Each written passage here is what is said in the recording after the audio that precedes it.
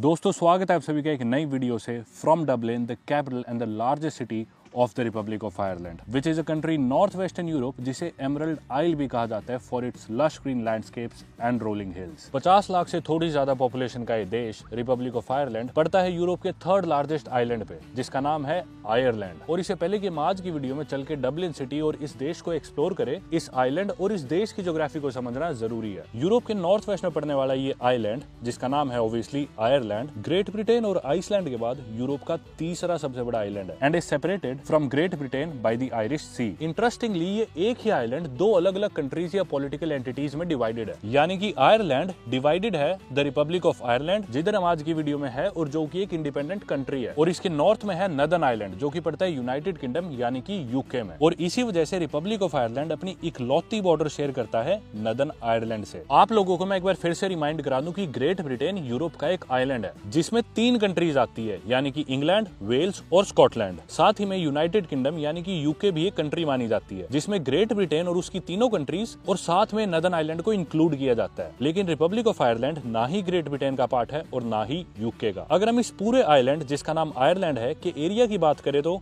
ये लगभग 84,500 square kilometre है, यानी कि ऑस्ट्रिया देश जितना या फिर इंडियन स्टेट अरुणाचल प्रदेश जितना। और इस 84,500 स्क्वायर किलोमीटर में से 70,000 स्क्वायर किलोमीटर के एरिया के साथ almost 85% of this island occupy करता है रिपब्लिक ऑफ आयरलैंड। और अगर हम पहले जिन कंट्रीज में गए उन कंट्रीज के एरिया से कंपेयर करें तो रिपब्लिक ऑफ आयरलैंड का एरिया लगभग सियरा लियोन या जॉर्जिया जितना है या फिर श्रीलंका से थोड़ा बड़ा। वहीं साथ में Ireland is surrounded by the Atlantic ocean, south में इसके केल्टिक सी और ईस्ट में है आयरिश सी। और अब बचा हुआ 1/6 of this island is northern island जिसे कई लोग एक अलग कंट्री मानते हैं या फिर टेरिटरी और province of the UK. Northern island के लोग यूके के सिटीजंस हैं, पर अगर वो चाहे तो रिपब्लिक ऑफ आयरलैंड का पासपोर्ट भी ले सकते हैं। रिपब्लिक ऑफ आयरलैंड ईयू यानी कि यूरोपियन यूनियन का पार्ट है, अनलाइक द यूके जिसने साल 2020 में यूरोपियन यूनियन को छोड़ दिया था जिसे ब्रेक्सिट कहा जाता है। वहीं साथ में Republic of Ireland has one of the youngest populations in entire Europe. Republic of Ireland देश की करेंसी यूरो है, अनलाइक द यूके या फिर नदर्न आइलैंड जिधर ग्रेट ब्रिटेन पाउंड चलता है। और पूरे यूरो जोन में यानी कि वो सारी कंट्रीज जिधर की करेंसी यूरो है उनमें से इकलौती English speaking country Republic of Ireland है। हालांकि माल्टा कंट्री की भी एक ऑफिशियल लैंग्वेज इंग्लिश है, लेकिन आयरलैंड में सभी लोग इंग्लिश बोलते हैं और जो इनकी एक्चुअल नेटिव लैंग्वेज है आयरिश, वो मुश्किल से आज के दिन कोई बोलता है। अगर आप लोगों ने टाइटैनिक के बारे में सुना होगा यानी कि द अनसिंकेबल शिप, तो वो एक्चुअली में बेलफास्ट जो कि कैपिटल और लार्जेस्ट सिटी है नदर्न आइलैंड की, वहां पर बनी थी। और हालांकि इस पूरे आयरलैंड के लोगों को आयरिश कहा जाता है।